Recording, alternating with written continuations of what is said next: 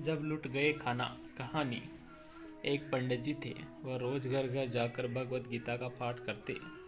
एक दिन उन्हें एक चोर ने पकड़ लिया और कहा, तेरे पास जो कुछ भी है मुझे दे दो। तब पंडित जी बोले कि बेटा, मेरे पास कुछ भी नहीं है।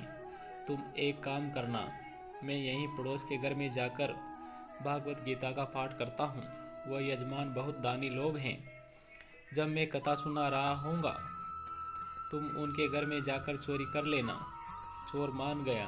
अगले दिन जब पंडित जी कथा सुना रहे थे, तब वो चोर वहाँ आ गया। तब पंडित जी बोले कि यहाँ से मिलो एक गांव है, वृंदावन। वहाँ पर एक लड़का आता है जिसका नाम खाना है। वह हीरो जवाहरातों से लदा रहता है।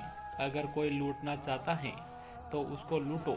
वह रोज रात रात को उस पीपल के पेड़ के नीचे आता है जिसके आसपास बहुत सी झाड़ियाँ हैं।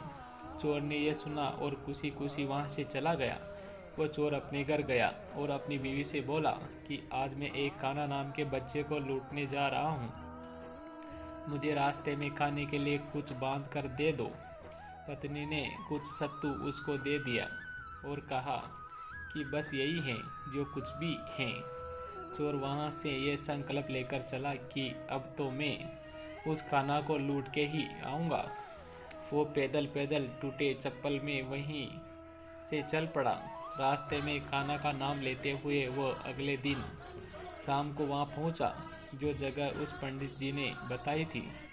अब वहाँ पहुँचकर उसने सोचा कि अगर मैं यहीं सामने खड़ा हो गया तो बच्चा मुझे देखकर भाग जाएगा, तो मेरा यहाँ आना बेकार हो जाएगा। इसलिए उसने सोचा क्यों न पास वाली झाड़ियों में ही छुप जाऊं।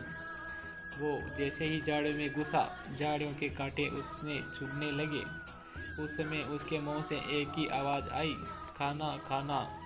उसका शरीर लूलहान हो गया, पर मुंह से सिर्फ यही निकला, खाना आ जाओ, खाना आ जाओ।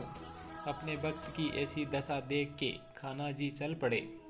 तभी रुक्मणी जी बोली कि प्रभु कहाँ जा रहे हो? वो आपको लूट लेगा।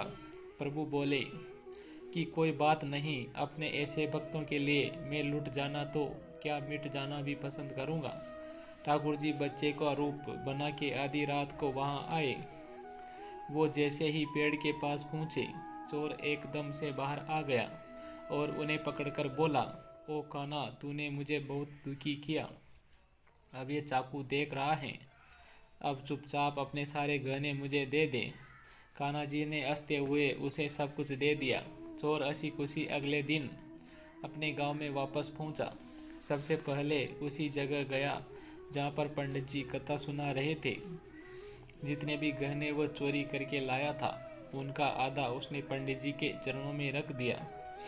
जब पंडित जी ने पूछा कि ये क्या है, तब उसने कहा, आपने ही मुझे उस खाना का पता दिया था। मैं उसको लूट के आया हूँ और ये आपका हिस्सा है।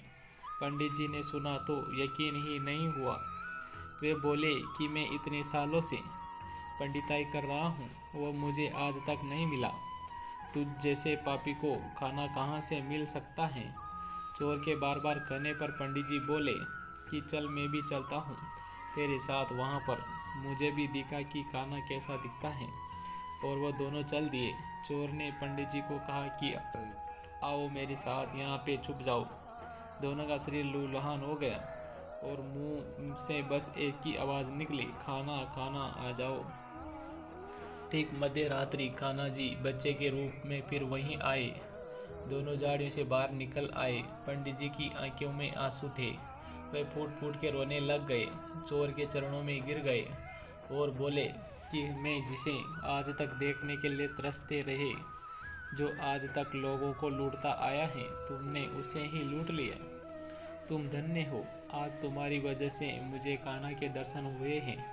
तुम धन्य हो। सीख ऐसा है, हमारा कान्हा का प्यार अपने सच्चे भक्तों के लिए है।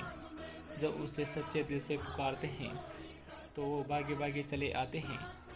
तो प्रेम से बोलो जय श्री राधे राधे और कमेंट करें, चैनल को सब्सक्राइब करें। धन्यवाद।